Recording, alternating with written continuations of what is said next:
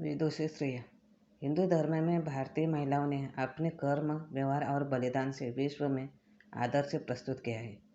प्राचीन काल से ही भारत में पुरुषों के साथ महिलाओं को भी समान अधिकार और सम्मान मिला है। इसलिए भारतीय संस्कृति और धर्म में नारियों का महत्वपूर्ण स्थान रहा है। इन भारतीय महिलाओं ने जहाँ हिंदू धर्म को प्रभावित किया, वहीं इन्होंने संस्कृति, समाज और सभ्यता को नया मोड़ दिया। भारतीय इतिहास में इन महिलाओं के योगदान को कभी भूला नहीं जा सकता।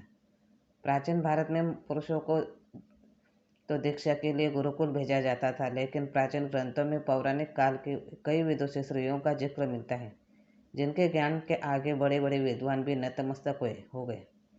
इस लेख में प्राचीन काल की ज्ञानवान स्त्रियों के बारे में बताने जा रहे हैं। पहली, विदुषी गार्गी। पौराणिक काल के विदुषी स्त्रियों का नाम आने पर सबसे पहले विदुषी गार्गी का स्मरण किया जाता है।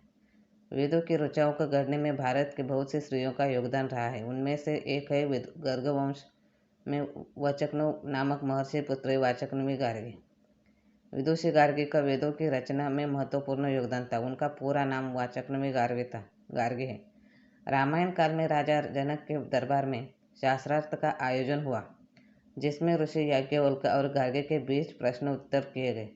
कृष्ण अर्जुन संवाद से जिस तरह गीता का जन्म हुआ, उसी तरह याज्ञवल्क्य गार्गी के प्रश्नोत्तर के कारण ब्रह्मदारण्यक उपनिषद के ऋचाओं का निर्माण हुआ।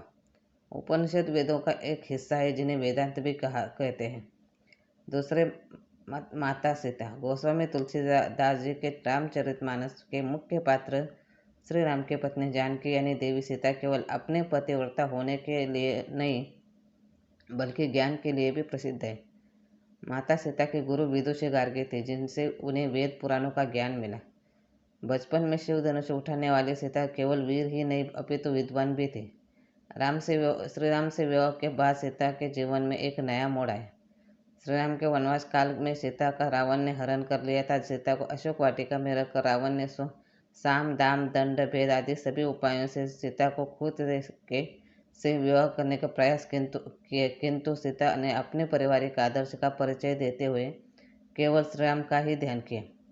पति परायण, पतित भावना, भक्ति भावना, मृदुता, स्नेहमयी, वात्सल्यमयी सीता ने अपने चरित्र से सभी नारियों के समक्ष एक उदाहरण प्रस्तुत किया।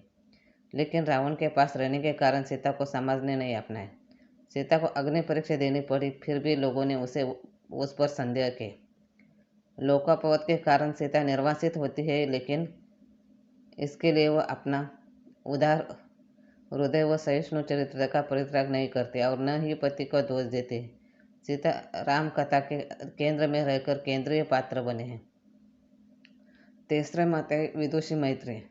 प्राचीन भारत के सबसे ज्ञानी स्त्रियों में विदुषी मैत्री का भी नाम शामिल है। मैत्री मित्र ऋषि की कन्या का और महर्षि याज्ञवल्क्य की दूसरी पत्नी थी। महर्षि याज्ञवल्क्य की पहली पत्नी भारद्वाज ऋषि की पुत्री कात्यायनी थी।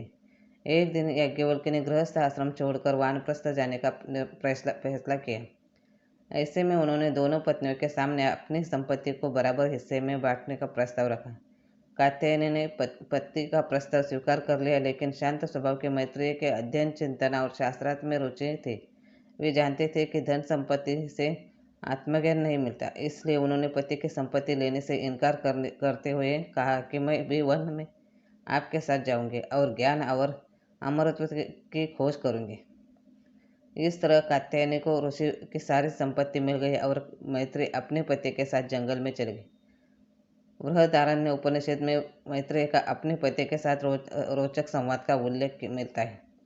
आज हमारे लिए स्त्री शिक्षा बहुत बड़ा मुद्दा है, लेकिन हजारों साल पहले मैत्रेय ने अपनी विद्वत्ता से न केवल स्त्री जाति का मान बढ़ाया, बल्कि उन्होंने यह भी सच साबित कर दिखाया कि पत्नी का धर्म निर्वाह करते हुए भी स्त्री ज्ञान अर्जित कर सकती है। चौथी, द्रौपदी। महाभारत में पांचाल देश के राजा द्रौपद की पुत्री द्रौपदी बहुत ज्ञानवान महिला थी। वह जितनी सुंदर थी, उतनी ही बुद्धिमान भी थी। जब भी पांडव किसी फैसले को लेकर चिंतित होते या संकोच करते तो हमेशा द्रौपदी उन्हें सलाह देती थी। द्रौपदी के जीवन की कथा यहाँ से शुरू होती है, जो इतिहास में आज तक चर्चित है। द्रौपदी ने पांडवों के साथ रहकर पांडवों के हर कदम पर मदद की। तब दुशासन ने द्रौपदी के बाल खींचकर कहा, हमने तुझे जुए में जीता है, अंततः तुझे अपनी दासियों में रखेंगे। द्रौपदी ने विकट विपत्ति जानकर श्री कृष्ण का स्मरण किया। श्री कृष्ण की लीला से द्रौपदी का वस्त्र लंबाता गया और द्रौपदी के सम्मान की रक्षा हुई। द्रौपदी इतिहास में अकेली ऐसी महिला है जिसने सबसे ज्यादा सहा है। 5वीं, कौशल्या। भगवान श्री राम के माता कौशल्या बहुत ही सहृदय के थे। अपने पुत्र का वनवास उसके लिए सबसे हृदय विदारक घटना थी। माता कौशल्या ने अपने पुत्र को इस प्रकार संस्कारित किया कि कैकेयी के कुभावों से भी राम विचलित नहीं हुए और सहज से वनवासी गए। परिस्थितिवश कौशल्या जीवन भर दुखी रहती है। अपने वास्तविक अधिकार से वंचित होकर उनका जीवन करुण और दयनीय हो जाता है, लेकिन फिर भी वह संयम और सामंजस्य से पतिव्रत्य धर्म, साधु सेवा, भगवत धारणा का पालन करते हैं। कौशल्या की कथा और चरित्र पर कई विद्वानों ने ग्रंथ लिखे हैं। रामायण और रामचरितमानस में उनके व्यक्तित्व का वर्णन विस्तार से मिलता है।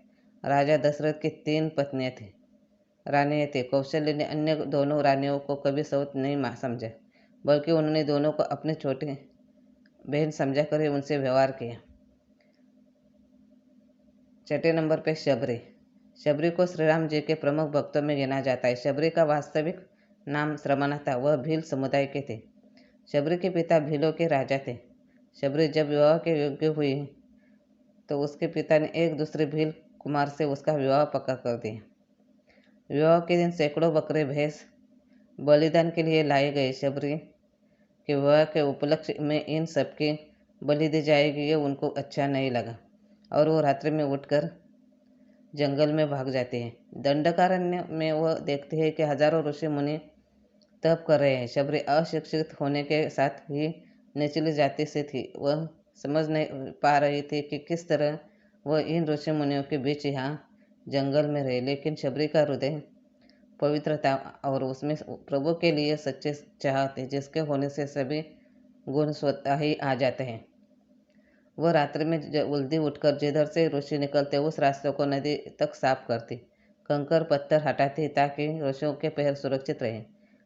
इन सब कार्यों वो इतने तत्परता से चिपकर करते कि कोई ऋषि देख न ले। यह कार्य वह कई वर्षों तक करते रहे। अंत में मतंग ऋषि ने उस पर कृपा की। जब मतंग ऋषि मृत्युशैया पर थे तब उनके वियोग से ही शबरी व्याकुल हो जा गई। महर्षि ने उसे निकट बुलाकर समझा कि बेटी, धैर्य से कष्ट सहन करते हुए साधना में लगे रहना।